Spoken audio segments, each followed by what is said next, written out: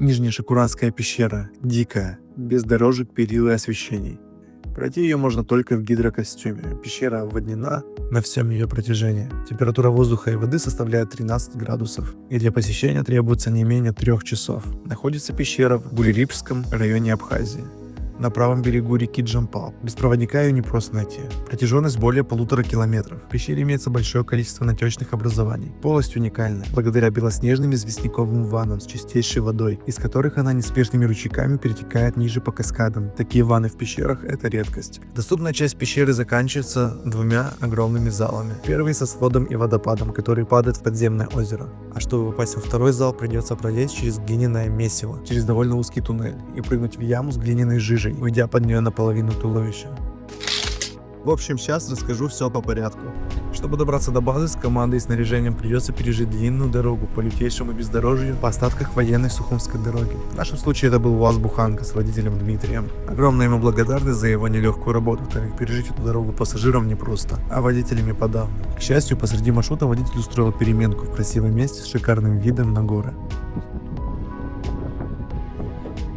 И вот так вот спустя 2 часа мы оказываемся на базе Absna Adventure, где знакомимся с проводником Григорием и получаем экипировку для очередной авантюры. И тут начинается, пожалуй, самое запоминающееся приключение за всю поездку в Абхазию – Спелию в Нижнешакуранскую пещеру. Путь вначале пролегает через постепенно умирающий поселочек, где оставшиеся жители занимаются хозяйством и предлагают свою продукцию прибывшим сюда искателям приключений. Оставив позади поселок, мы оказались у Волчьих ворот, естественного проема в скальной породе.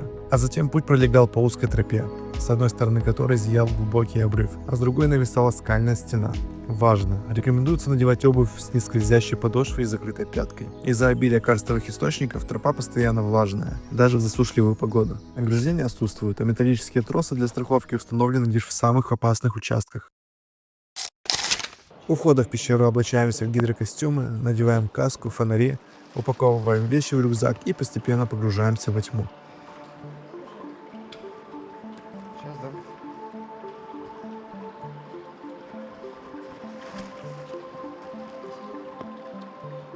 Если у вас есть понимание, мы сейчас первый раз будем погружаться, будет холодно, потом гидрокостюм наберет воды, вы согреетесь и будет все окей, круто, классно. Вход в пещеру находится между 3-м и 4-м каскадом Шакуранского водопада. Высота свода у входа достигает 10 метров. Горизонтальные коридоры пещеры имеют небольшой уклон, и большая часть маршрута проходит по руслу подземной реки Шакуран. Интересно?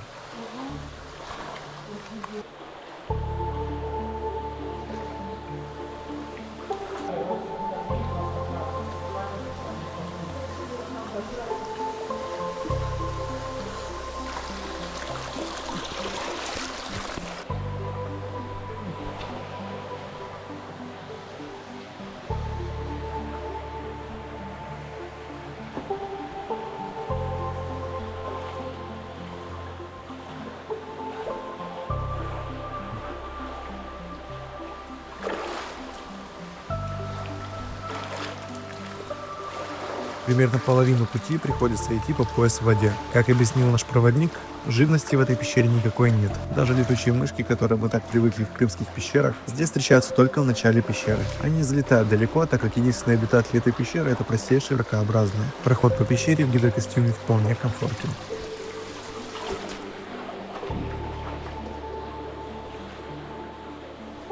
Посреди маршрута начинаются следующие испытания. Участки с 5-метровыми углублениями, дно которых покрыто толстым слоем жидкой глины. Ноги утопают в неприятной жиже выше колена, словно проваливаешься в жидкий пластилин. Проводник это в шутку назвал нутеллой.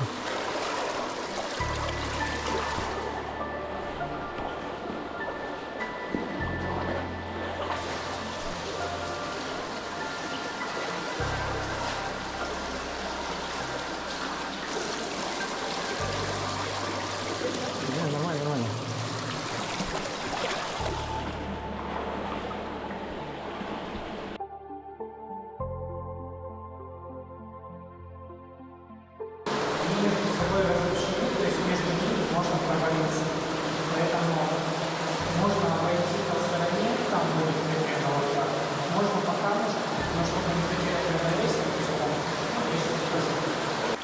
Эти туннели протяженностью более 1,5 километра ведут к двум просторным залам, украшенным множеством сталактитов, сталагмитов и небольших водопадов.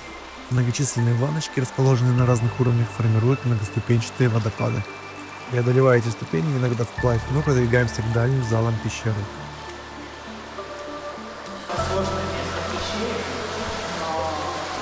и самое глубокое. Справа глубоко, только обратно будем возвращаться, туда можно будет плюхнуться, нырнуть. Постарайтесь самостоятельно залезть. Если вы можете самостоятельно здесь залезть, соответственно, вся пещера для вас уже останется легкой. Это самое сложное место. Я сейчас покажу. Смотрите, как это делается.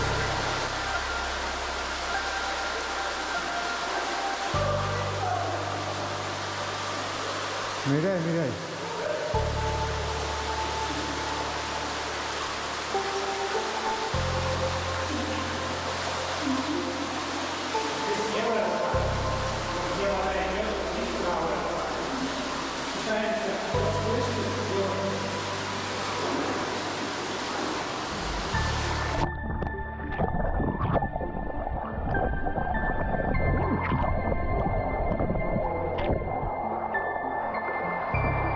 Далее пещера постепенно поднимается вверх, сужается в высоту. Таска здесь не просто для эфемерной какой-то безопасности, а это реальный инструмент, чтобы выбраться не с разбитой головой. Постепенно появляются сталактиты, сталагмиты и другие образования. В некоторых местах забрасывать очередное углубление очень тяжело.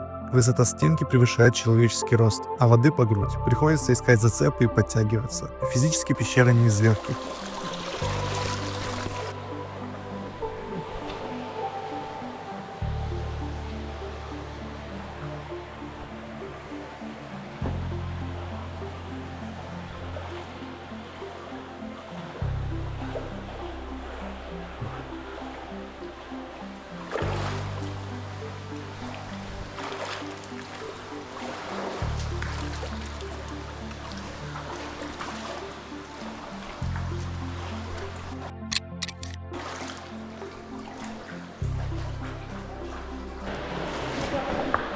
Самые нескользкие места в пещере — это там, где бежит вода.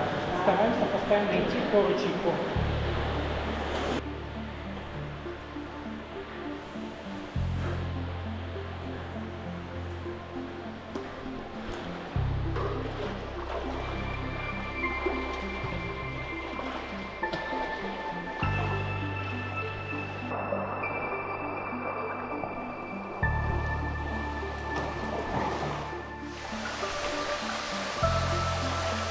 Здесь вот еще прикольное место. Генерал не знаю, как точно называется. В простонародье золото дураков. Если вы посмотрите, то куча золотых крупинок. Ну да, вижу. Вот и видишь. Но они как пластинками идут. То есть если их взять на палец, растереть, они пластинками растираются. Что-то типа слюды.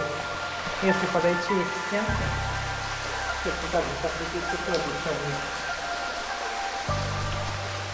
Так это просто минерал какой-то? Это слюда, скорее всего, какая-то. Некоторые ребята с собой под чехол забирают, типа золото. Можете набрать спички.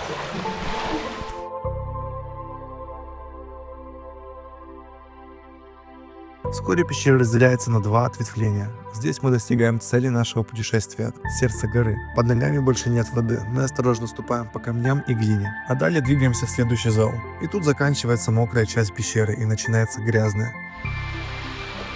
Чистая пещера заканчивается, начинается уже грязно, поэтому можете прям сразу пачкаться и не переживать.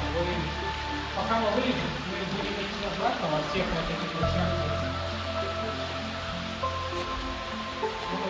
Поскольку она становится грязной, она еще становится скользкой. Просто пробираемся через узкий туннель, через лютейшее глиняное месиво, используя натеки как опоры и пробираемся, стараясь не сесть на один из таких натеков. А дальше обрыв метров 5-6, с которого нам предлагают спрыгнуть. И, конечно же, от таких предложений мы не отказываемся. Внизу глина, очень зыбучая. При прыжке просто пол туловища оказывается в грязи. И с этого момента съемка будет сложной, так как вся техника тоже замызгалась глиной. Зал просторный, с 3 водопадами. А дальше дорога назад. отмывая гидрокостюм и лица от глины в ванночках, ныряние с уступов, на которые приходилось подтягиваться, и полное зашкаливание эмоций на мордахах. Нижняя Шакуранская пещера — это и тяжело, и любопытно, и мокро, и грязно, одним словом, захватывающе. Уникальное место. У нас в Крыму нет ничего похожего на эту пещеру, и этот опыт дорогого стоит.